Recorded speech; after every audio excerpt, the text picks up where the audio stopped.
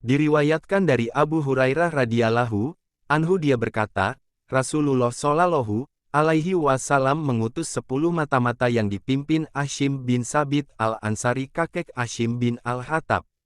Ketika mereka tiba di daerah Hudah antara As-Safan dan Makkah, mereka berhenti di sebuah kampung suku Hudail yang biasa disebut sebagai Bani Luhayan. Kemudian Bani Luhayan mengirim sekitar 100 orang ahli panah untuk mengejar para mata-mata Rasulullah shallallahu alaihi wasallam. Mereka berhasil menemukan sisa makanan berupa biji kurma yang mereka makan di tempat istirahat itu. Mereka berkata, ini adalah biji kurma Madinah, kita harus mengikuti jejak mereka. Hashim merasa rombongannya diikuti Bani Luhayan, kemudian mereka berlindung di sebuah kebun.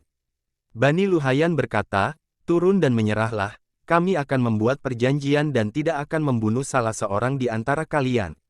Hashim bin Sabit berkata, aku tidak akan menyerahkan diri pada orang kafir. Lalu memanjatkan doa, ya Allah, beritakan kondisi kami ini kepada Nabi-Mu shallallahu alaihi wasallam. Rombongan Bani Luhayan melempari utusan Rasulullah dengan tombak, sehingga Hashim pun terbunuh. Utusan Rasulullah tinggal 3 orang, mereka setuju untuk membuat perjanjian. Mereka itu adalah Hubaib, Zaid bin Dasnah dan seorang lelaki yang kemudian ditombak pula setelah mengikatnya. Laki-laki yang ketiga itu berkata, ini adalah pengkhianatan pertama. Demi Allah, aku tidak akan berkompromi kepadamu karena aku telah memiliki teladan, sahabat-sahabatku yang terbunuh. Kemudian rombongan Bani Hudail membawa pergi Hubaib dan Zaid bin Dasnah, mereka berdua dijual. Ini terjadi setelah peperangan Badar. Adalah Bani Harits bin Amr bin Nufail yang membeli Hubaib. Karena Hubaib adalah orang yang membunuh Al-Harits bin Amir pada peperangan Badar. Kini Hubaib menjadi tawanan Bani Al-Harits yang telah bersepakat untuk membunuhnya. Pada suatu hari Hubaib meminjam pisau silet dari salah seorang anak perempuan Al-Harits untuk mencukur kumisnya. Perempuan itu meminjaminya. Tiba-tiba anak laki-laki perempuan itu mendekati Hubaib bahkan duduk di pangkuannya tanpa sepengetahuan ibunya. Sementara tangan kanan Hubaib memegang silet.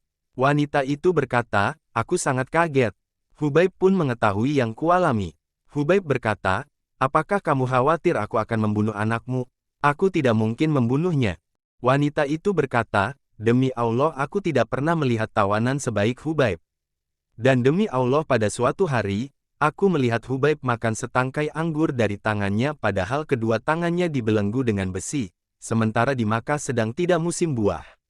Sungguh itu merupakan rizki yang dianugerahkan Allah kepada Hubaib, ketika Bani Al-Harits membawa keluar Hubaib dari tanah haram untuk membunuhnya. Hubaib berkata, berilah aku kesempatan untuk mengerjakan salat 2 rakaat. Mereka mengizinkan salat 2 rakaat.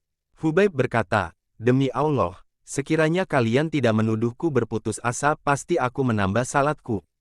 Lalu Hubaib memanjatkan doa, ya Allah, susutkanlah jumlah bilangan mereka, musnahkanlah mereka, sehingga tidak ada seorang pun dari keturunannya yang hidup. Lalu mengucapkan syair, mati bagiku bukan masalah. Selama aku mati dalam keadaan Islam, dengan cara apa saja Allah lah tempat kembaliku, semua itu aku kurbankan demi Engkau ya Allah, jika Engkau berkenan, berkahilah aku berada dalam tembolok burung karena lukaku, syahid. Lalu Abu Sirwa'ah Uqbah bin Harits tampil untuk membunuh Hubaib. Hubaib adalah orang Islam pertama yang dibunuh dan sebelum dibunuh melakukan salat.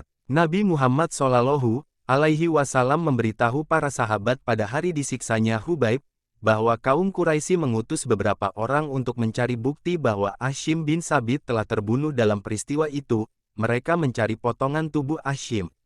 Karena Hashim adalah yang membunuh salah seorang pembesar Quraisy.